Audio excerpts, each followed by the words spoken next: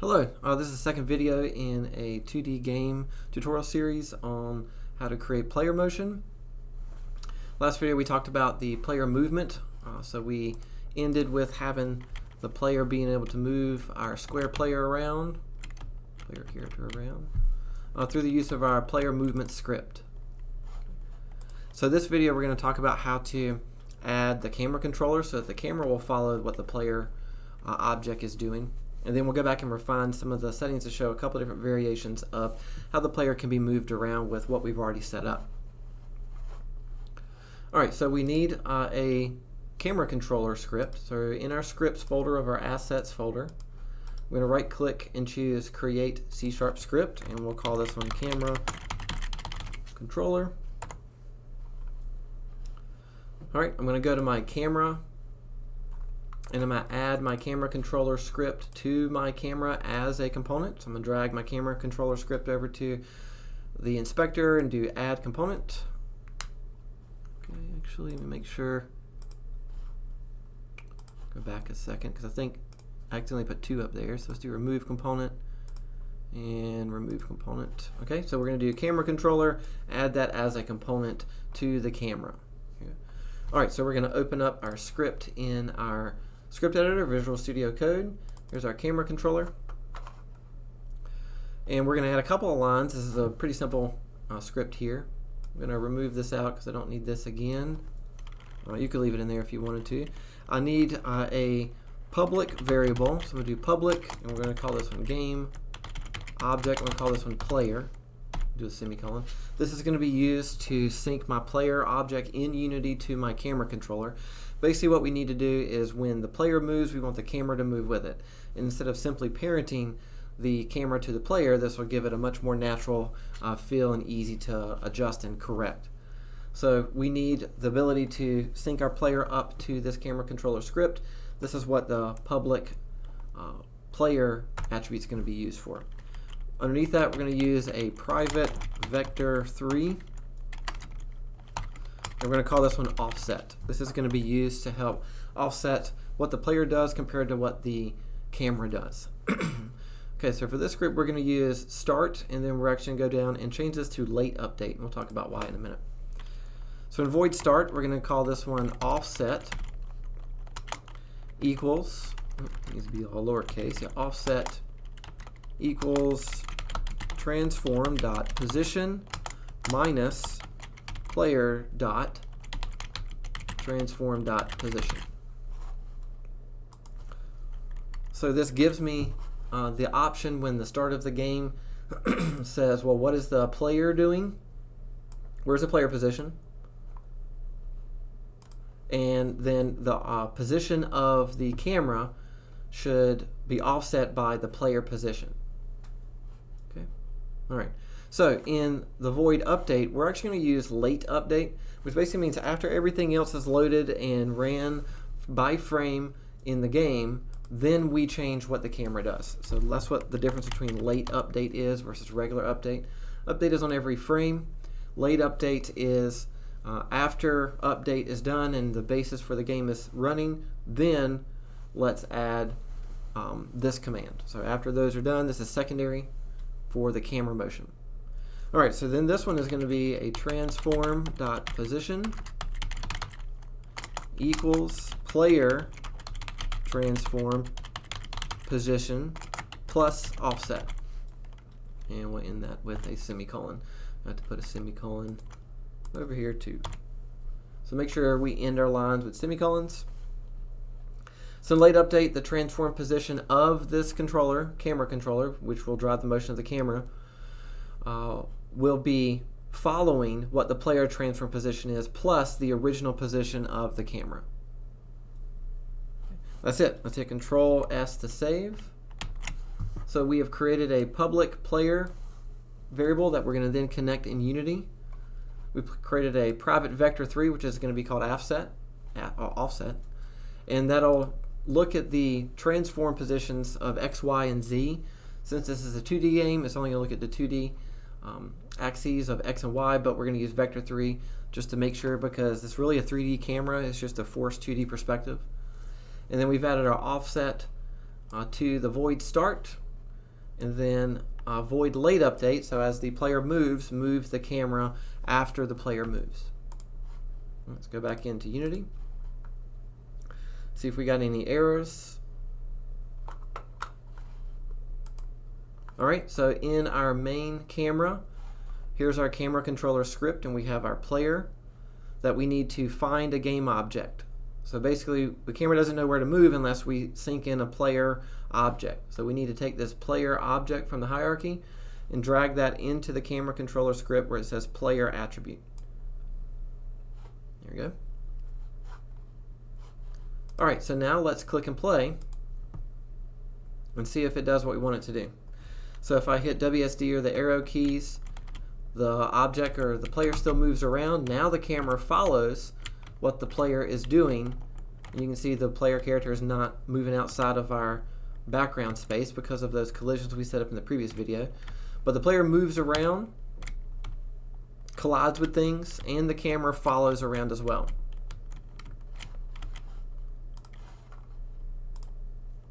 Alright, so that's how we can set up camera motion and player motion. Now, a couple things we can do before we move forward is to talk about a couple of different types of games. What we've really created so far with the player and no gravity is like a top-down game. Right? So if I hit play, it's like I'm looking top-down at a character, and I can freely move left or right, forward and backwards. That's really the idea here. We can play around with some of these settings here and make some adjustments. If I look at how the player moves, if I let go of my A key, it'll still continue in that direction.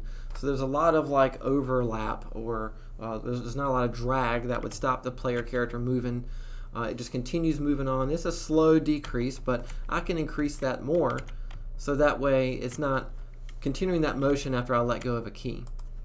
And that's in the rigid body tab. So we have a mass, which is how heavy the object is.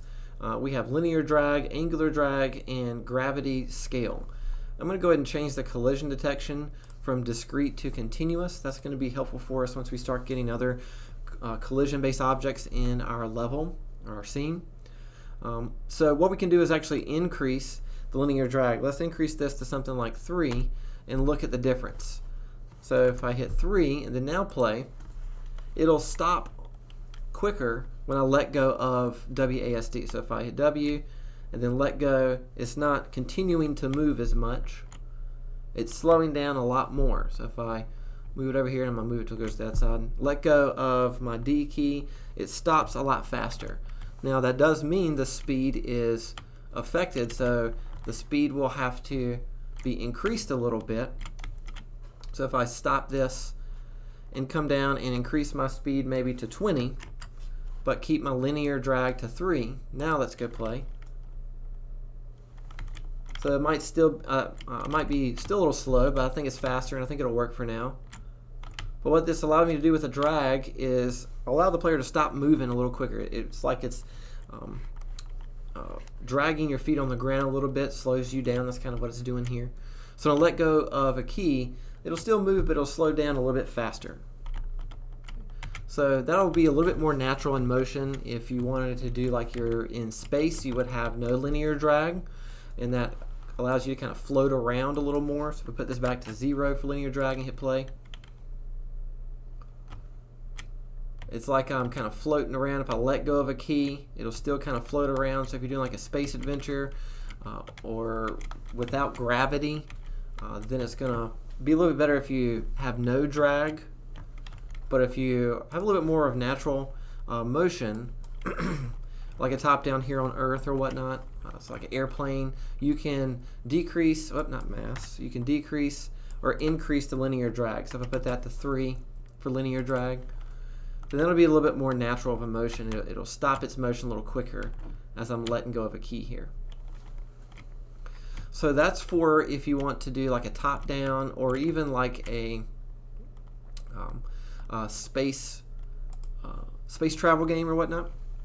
We can make a couple adjustments here to do like a side view of like a jetpack or kind of gravity oriented game where we're using WSD to fly around up and down.